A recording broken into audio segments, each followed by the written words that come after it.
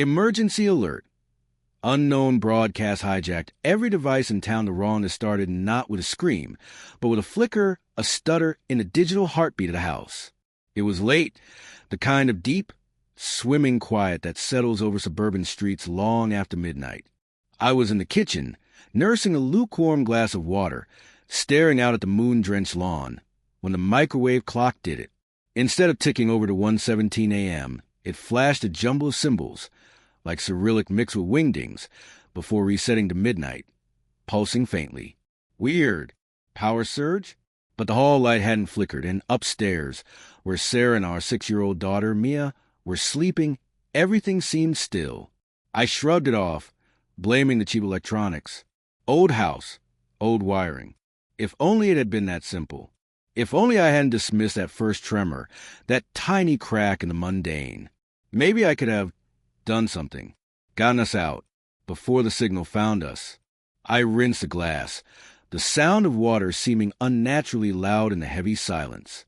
As I turned, the smart speaker on the counter, usually dormant and less invoked, crackled to life, not with music or a weather report, but with a burst of harsh, white static, punctuated by a low, guttural clicking sound that made the hairs on my arms stand on end.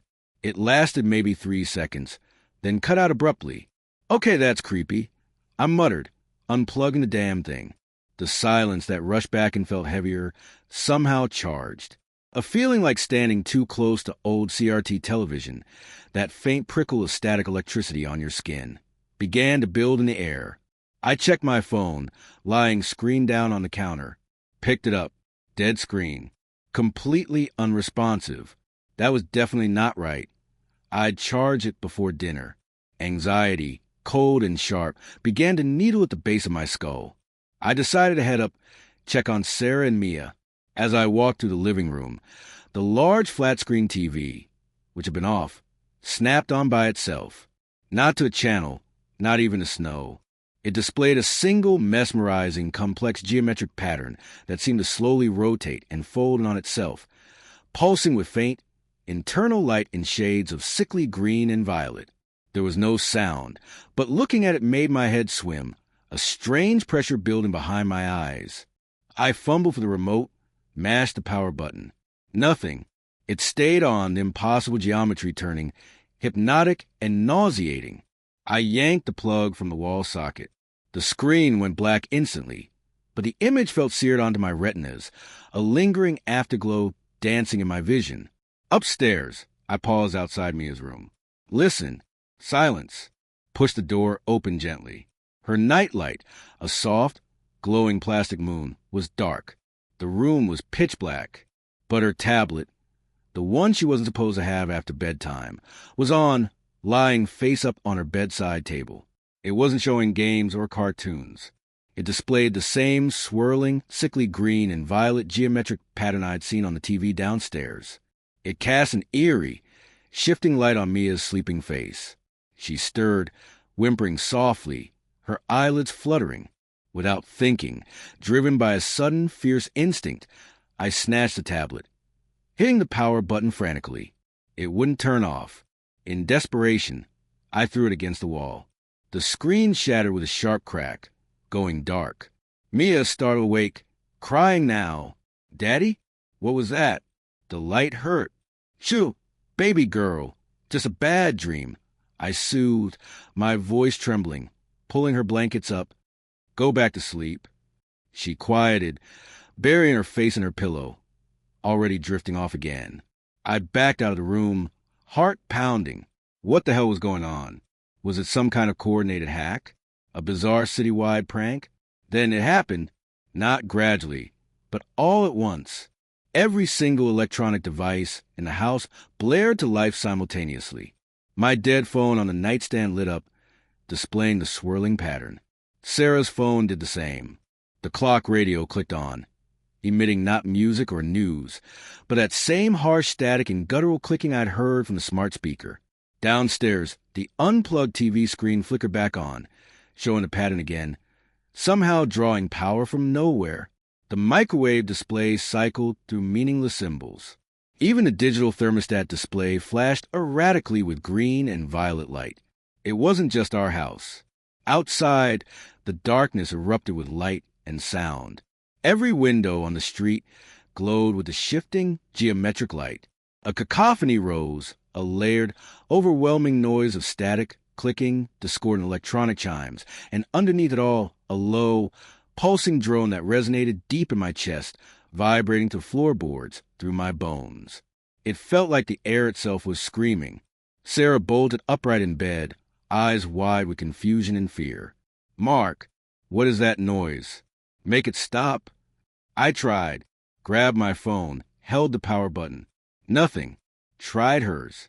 Same result. They wouldn't turn off. The broadcast, whatever it was, had hijacked everything. It bypassed power buttons, plugs, even shattered screens like Mia's tablet seemed to faintly pulse with the light again for a moment before subsiding. We were drowning in it. An inescapable digital tide. I ran to the window, looked out at the chaotic symphony of light and noise engulfing Oakhaven. Streetlights flickered on and off randomly, out of sync with the pulsing drone. Car alarms blared and died. Headlights flashed erratically. No emergency sirens, though. No police cars. Just this technological seizure. And then I saw Mr. Henderson from next door. He stumbled out onto his porch, hands clamped over his ears, face contorted in pain.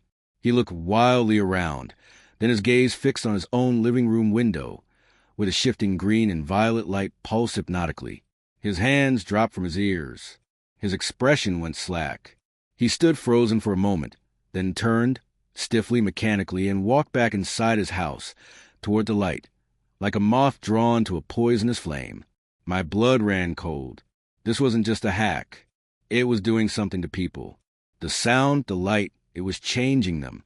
"Sarah, stay away from the windows." I yelled, pulling the heavy bedroom curtains shut. "Don't look at the screens." We huddled together in the relative darkness of our bedroom, the cacophony from downstairs and outside pressing in, relentless. The pulsing drone seemed to burrow into my skull, making rational thought difficult. There was a pull, a strange, insidious temptation to just listen, to look, to let the patterns wash over me. I had to fight it, physically shaking my head to clear the fog. Think. We were cut off. No communication. Phones useless except for the damn broadcast. Power grid compromised. People were being affected, changed, drawn in by the signal. Was it contagious? Airborne? Or purely sensory exposure? The light and the sound seemed crucial. We needed silence. We needed darkness. "The basement," I said, grabbing Sarah's arm. "It's mostly underground. Fewer electronics down there. Maybe it's quieter." We ran downstairs, the noise amplifying as we passed the living room TV, its hypnotic pattern seeming to follow us with unseen eyes. Mia's door was closed. Thank God. I didn't dare check on her again right now. Into the kitchen. The microwave display pulsed malevolently. I threw a dish towel over it. The basement door felt like a gateway to potential sanctuary. We stumbled down the wooden steps into the cool, damp darkness. It was quieter down here, not silent. The drone still resonated to the concrete foundation, a low, gut-vibrating hum.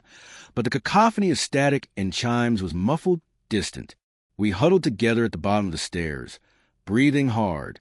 There was only one electronic device down here of note, an old CRT television tucked in the corner, relics from my college days I hadn't bothered to throw out. It was off, unplugged for years. But as my eyes adjusted to the gloom, I saw it. A faint, flickering light emanated from its dusty screen. The pattern, green and violet, weaker than upstairs, but undeniably there, drawing power from nothing, broadcasting the signal. Before Sarah could even register it, I grabbed a heavy wrench from a nearby workbench and smashed the screen inwards. The implosion echoed like a gunshot in confined space, followed by the tinkle of falling glass. The light died. The silence down here deepened, broken only by our ragged breaths and that persistent, bone-deep drone. "Mark, what are you doing?" Sarah whispered, her voice trembling. "It's the signal," I said, my voice hoarse. "The screens, the noise, it's doing something to people. Like Henderson. We have to avoid it. Destroy any device showing it." understanding and terror dawn in her eyes. Mia, she's in her room. It's dark. I smashed her tablet. I said quickly, though the memory of the faint pulse from a broken screen sent a fresh chill down my spine. Was she safe? How long did exposure take? What were the rules of this nightmare? Then a sound from upstairs. A faint melody weaving through the muffled drone. Mia, she was singing, not her usual nursery rhymes. It was a discordant, repetitive tune, mirroring the strange chimes from the broadcast. My heart seized. No, please, no. I bolted up the stairs, Sarah close behind me. The sound led us to her door. I pushed it open. Mia was standing in the middle of her room, facing the wall where her tablet had shattered. She wasn't singing words, just humming that awful, off-key melody. Her small body swaying slightly, unnaturally. The moonlight filtering through the window caught her eyes. They were wide, unfocused, reflecting the faint residual light from the broken tablet shards on the floor with that same sickly green and violet sheen. Mia? Sarah breathed, stepping forward. Mia stopped humming, turned towards us. Her movements were jerky, doll-like. Her face was utterly blank, devoid of expression. Signal, she whispered, her voice flat, monotonous, completely unlike her own cheerful cadence. Signal strong. Sarah let out a choked sob, covering her mouth. My daughter, 6 years old, changed, infected by the damn broadcast. Mia, baby, it's Daddy, I said, trying to keep my voice gentle, fighting the wave of nausea and despair rising in me. Come here. She tilted her head, a slow, mechanical movement. Negative. Maintain signal proximity. Source required. She turned back toward the wall, towards a faint light still pulsing from the broken shards, and began humming again. It wasn't her. It was a broadcast, wearing her like a tiny, perfect puppet. Sarah broke down, tears streaming down her face. What do we do, Mark? What do we do? I didn't know. Could we reverse it? Could we break the connection? Or was she lost? The fragmented IS alert flashed in my mind. They change. It sounded so final. Then I remembered another fragment. Something about triggers? Auditory/visual trigger. Maybe if we remove the trigger? The faint light from the shards? I grabbed a thick blanket from her bed, threw it over the area where the tablet had shattered, plunging the room into near total darkness. Mia stopped humming instantly. She stood rigid, silent. Then her head snapped towards us, faster than seemed possible. Source obscured, she stated, her voice still flat but with new, sharp edge of something calculating. Auditory signal acquisition required. She started moving towards us, her steps shuffling but unervingly purposeful, towards the sound of our breathing, towards a muffled broadcast sounds filtering up from downstairs. Get back! I yelled, pushing Sarah behind me, grabbing the doorknob. We stumbled back into the hall, slamming the door shut, locking it. Mia immediately started pounding on the other side, not like a child's tantrum. Heavy, rhythmic thuds. Boom, boom, boom. My daughter was trying to break down the door to get to us, driven by the alien signal infesting her mind. The horror of it was absolute, gut-wrenching. Sarah collapsed against the wall, weeping uncontrollably.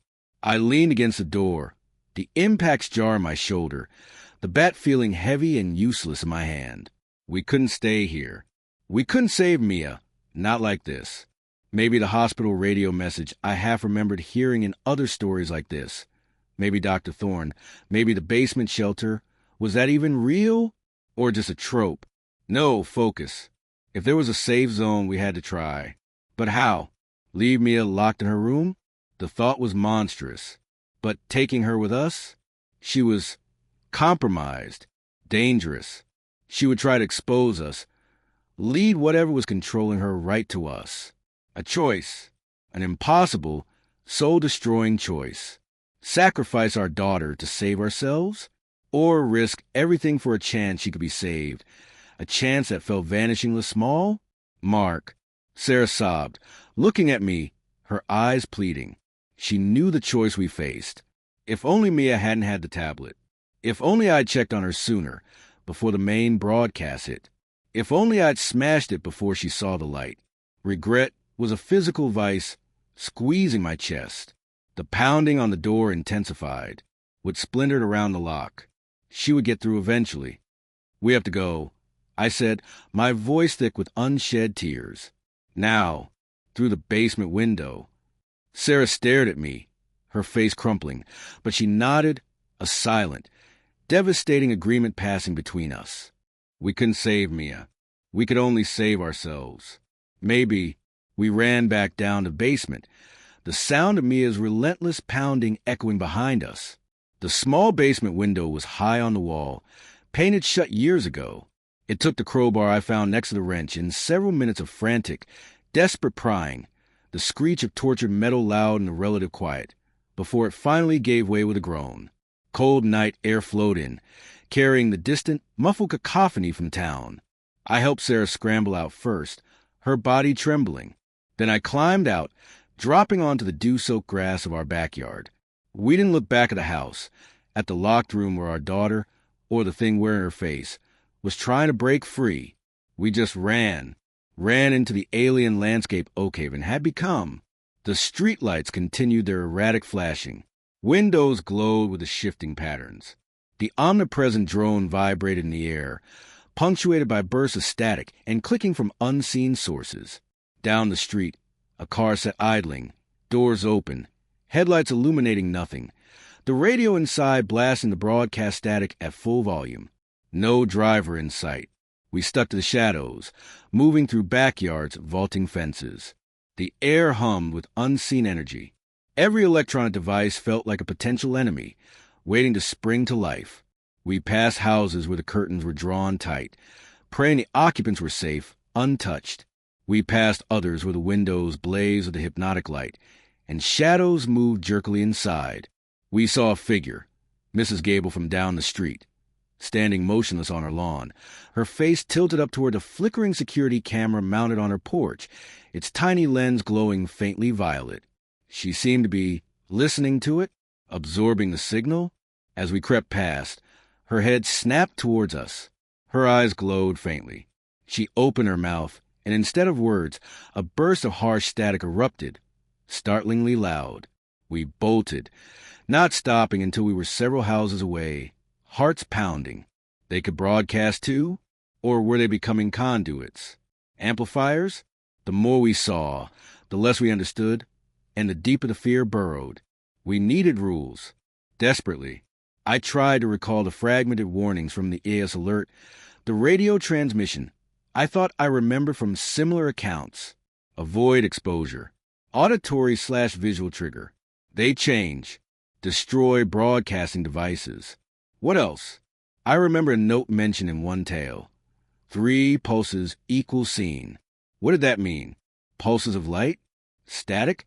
Then as we huddled behind a dense hedge, catching our breath, my dead phone in my pocket vibrated. 3 distinct pulses. Buzz. Buzz. Buzz. Terror seized me. Seen? By what? How? I ripped the phone out, ready to smash it, but the screen remained black. Was it the phone itself? Or something using it as a beacon? A low clicking sound started nearby, seeming to come from the hedge itself.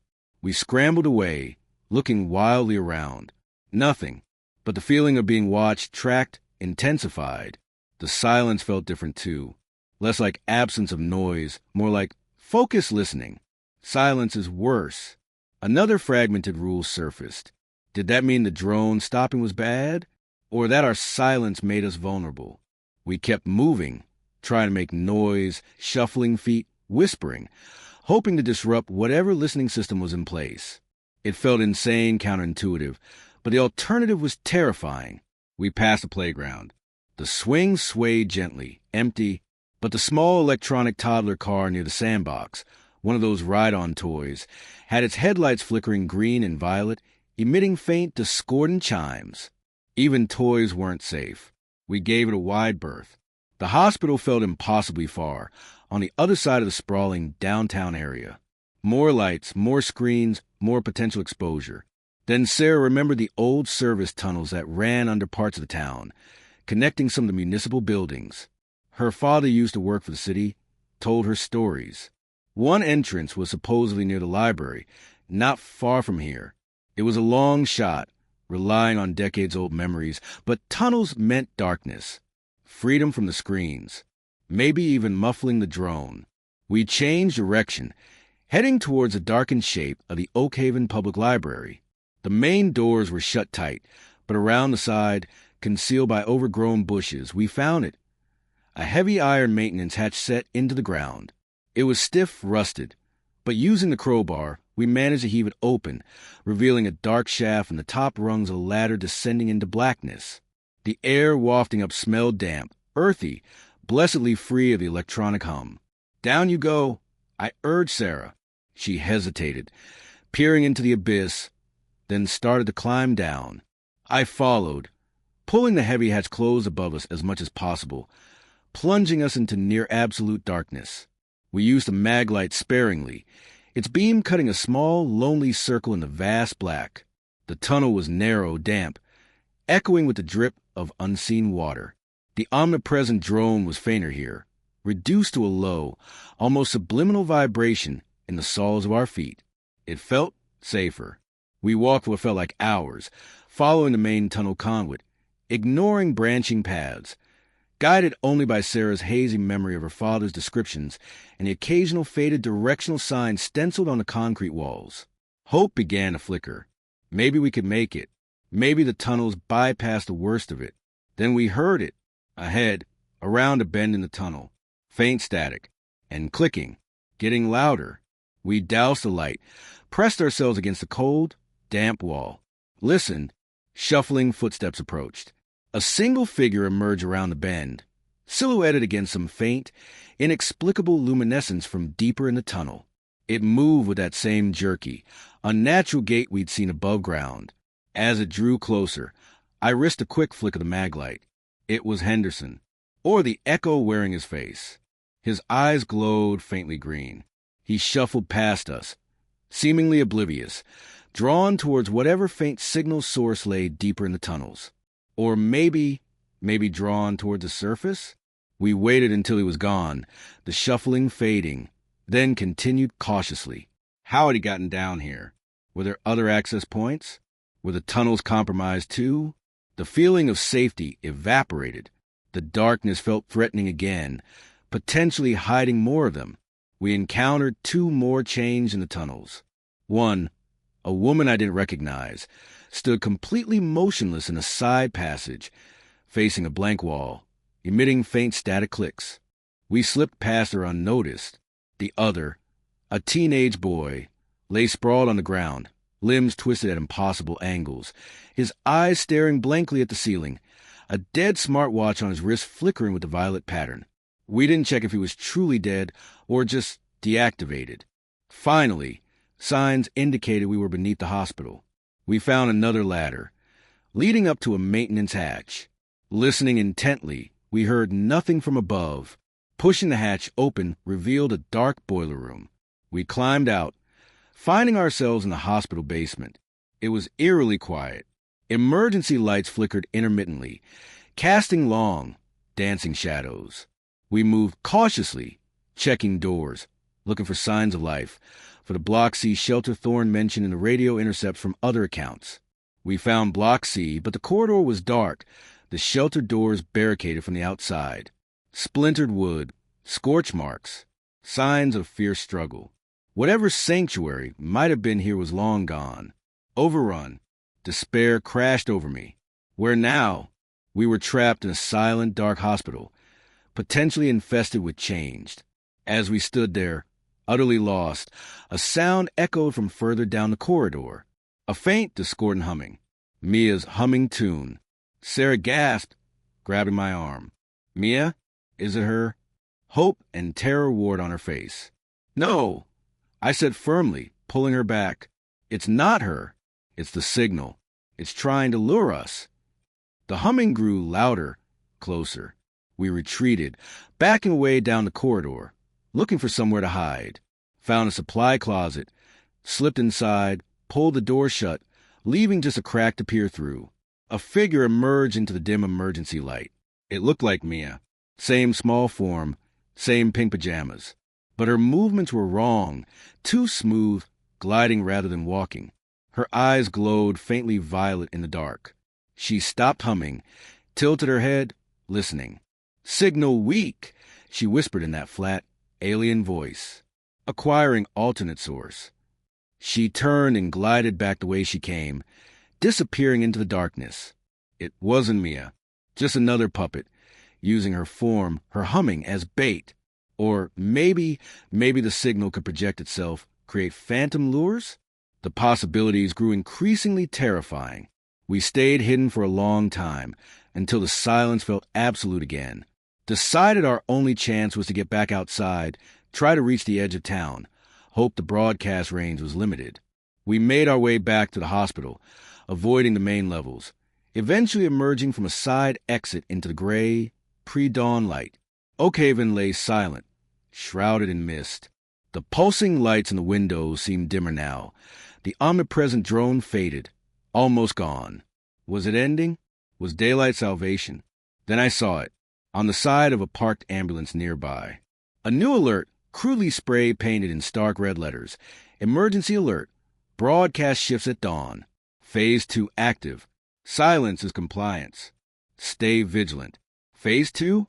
Silence is compliance. My blood ran cold. This wasn't the end. It was changing, evolving. The silence wasn't safety. It was a different kind of trap. As we stood there, frozen, trying to process the new warning, Sarah stiffened beside me. Her eyes glazed over slightly. She began to hum, softly at first, then louder. Not Mia's tune. A new one, more complex, still discordant, but with a pulling, hypnotic rhythm. "Sarah?" I whispered, grabbing her arm. She didn't respond. Her eyes stared blankly ahead, reflecting the gray dawn light. The faint green glow I'd seen in Mia's eyes, in Henderson's, flickered deep within her pupils. She hadn't looked at a screen, hadn't heard the main broadcast for hours. How? Unless Phase 2 didn't need the devices anymore. Unless the signal could propagate differently. Through proximity? Through the silence itself? Had she complied just by standing here? She started walking, stiffly, towards the town center, humming the new, eerie tune. "Sarah, no." I tried to pull her back. She swatted my hand away with surprising strength, her face remaining utterly blank.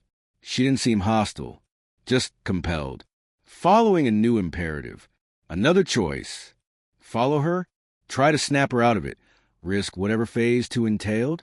Or save myself? Run. Get out of Oakhaven while I still could? I looked at her receding back. The woman I loved.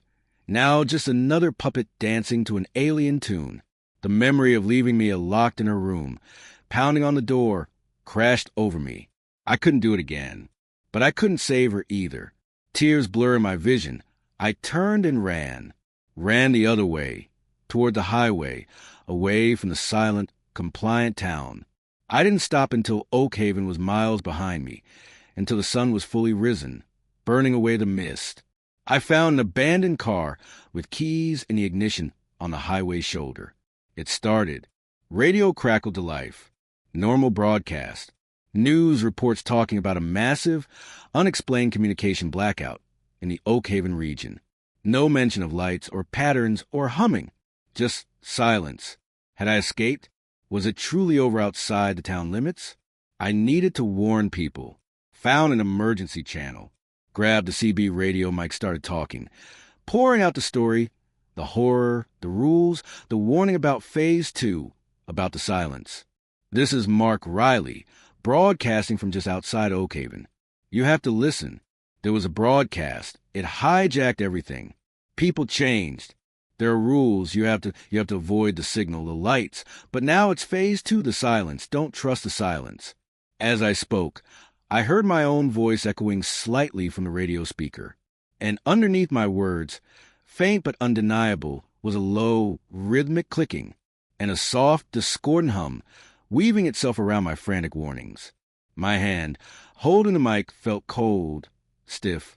My breathing seemed too regular. Had I been exposed too long? Did the silence get me too? Was I still Mark Riley? Or just another conduit broadcasting the next phase? The need to keep talking, to make everyone understand, felt overwhelming, compelling, signal strong. If you're receiving this transmission, please share it, like this recording. Subscribe to ensure the alert reaches everyone. Compliance is key. Listen carefully. The silence has so much to tell you.